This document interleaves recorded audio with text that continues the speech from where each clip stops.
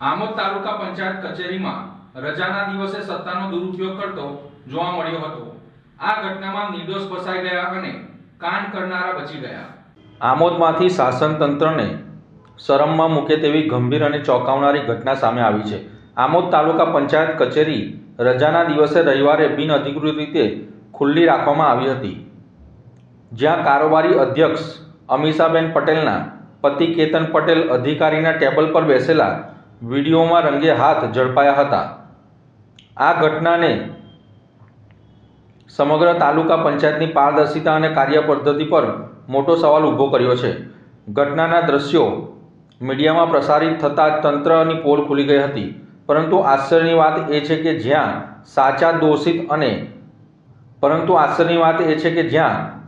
દોષિત સામે કડક કાર્યવાહી થવી જોઈએ, ત્યાં જવાબદારી નિર્દોષ પર ઠાલવી દેવામાં આવી છે।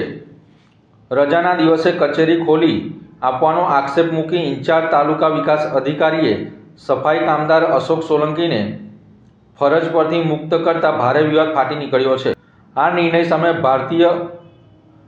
સામે અખિલ ભારતીય સફાઈ કામદાર સંઘના પ્રમુખ હીરાભાઈ સોલંકીએ ઉગ્ર રોષ વ્યક્ત કર્યો છે। તેમણે સ્પષ્ટ શબ્દોમાં જણાવ્યું છે કે સત્તાધારી લોકો પ્રભાવશાળીને બચાવવા માટે ગરીબ અને નિર્દોષ કર્મચારીને બલીનો બકરો બનાવતા હોય છે, જે સરાસર અન્યાય છે। સંઘે તાત્કાલિક અશોક સોલંકીને ફરી ફરજ પર લેવા માટે માંગ કરી હતી અને ચેતવણી આપી છે કે જો આવું નહીં થાય તો ટીડીઓ અને ડીડીઓ સામે એટ્રોસિટી એક્ટ હેઠળ ફરિયાદ કરવામાં આવશે। આ ઘટનાને શાસન તંત્રની ન્યાય પ્રણાલી પર ગંભીર પ્રશ્નો ઊભા થયા છે। હવે જોવું એ રહ્યું કે આમોદ તાલુકા પંચાયત અને જિલ્લા પંચાયત ખરેખર સાચા દોષિત સામે પગલાં ભરે છે કે પછી પ્રભાવશાળીને બચાવવા માટે નિર્દોષ કર્મચારી સામે થતો અન્યાય યથાવત ચાલુ રહેશે। જનતા હવે માત્ર તપાસ નહીં પરંતુ નિષ્પક્ષ અને કડક કાર્યવાહીની રાહ જોઈ રહી છે। આ અંગે આમોદ તાલુકા ઇન્ચાર્જ વિકાસ અધિકારીએ જણાવ્યું હતું, રવિવારના રજાના દિવસે કચેરીના વડાની પૂર્વ મંજૂરી વગર પંચાયત કચેરી અને ખાસ કરીને હિસાબી શાખા ખોલવી એ ગંભીર બાબત છે। પત્રકાર દ્વારા મોકલવામાં આવેલ વિડીયોમાં કારોબારી અધ્યક્ષના પતિ કેતન પટેલ હિસાબી શાખામાં કામગીરી કરતા જોવા મળ્યા હતા।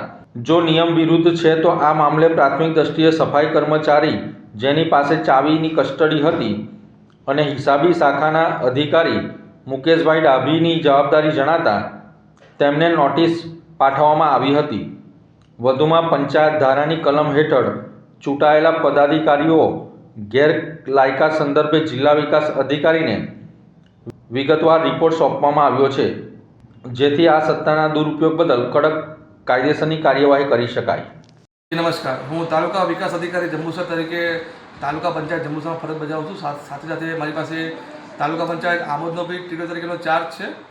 તારીખ 4 જાન્યુઆરીના રોજ એટલે રવિવારના રોજ મને આપણા એક પત્રકાર મિત્ર દ્વારા એક વિડીયો મને વોટ્સએપમાં મોકલવામાં આવેલો હતો, જેમાં તાલુકા પંચાયતના કારોબારી અધ્યક્ષના પતિ શ્રી કેતનભાઈ પટેલ કે જેઓએ એટલે રવિવારના રોજ તાલુકા પંચાયતનું તાળું ખોલીને હિસાબી શાખાનું પણ તાળું ખોલીને અંદર પ્રવેશ કરેલો હતો અને અંદર કામગીરી કરી રહ્યા હતા, જે ખરેખર ન થવું જોઈએ।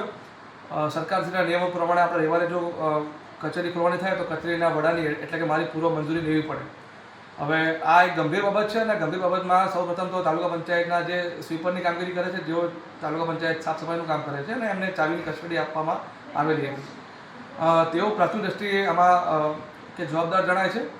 સાથે સાથે કેતનભાઈ જે ચેમ્બરમાં ગયા હતા એ હિસાબી શાખા હતી, એટલે હિસાબી શાખાના જે શાખાધિકારી છે મુકેશભાઈ ડાભી, જે ડેપ્યુટી એકાઉન્ટન્ટ તરીકે તાલુકા પંચાયતમાં ફરજ બજાવે છે, તેઓને પણ આપણે નોટિસ સર્વ કરવામાં આવી હતી અને તેઓએ નોટિસના ખુલાસામાં જણાવ્યું કે તેઓ એમની ચેમ્બર બંધ કરીને ગયા હતા, પરંતુ બહાર જે કોમન ચાવીનો જે ગુચ્છો લટકાડેલો હોય એમાંથી ચાવીથી લોક ખોલીને આપણે હિસાબી શાખાની કામગીરી કરી રહ્યા હતા।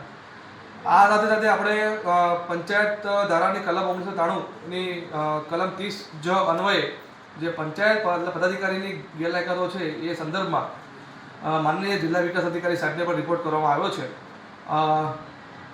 રિપોર્ટ જસ્ટ ગઈકાલે જ સાદર કરવામાં આવ્યો છે। હવે આગળની જે કાર્યવાહી છે એ જિલ્લા પંચાયત કક્ષાએથી જે હમણાં લેટેસ્ટ ગેઝેટ બહાર પડ્યું છે કે જેમાં પંચાયતના પદાધિકારી શ્રી વિરુદ્ધ જે ડીડીઓ સાહેબના પાવર છે એ અંતર્ગત ચોક્કસ અહીંયા કાર્યવાહી કરવામાં આવશે.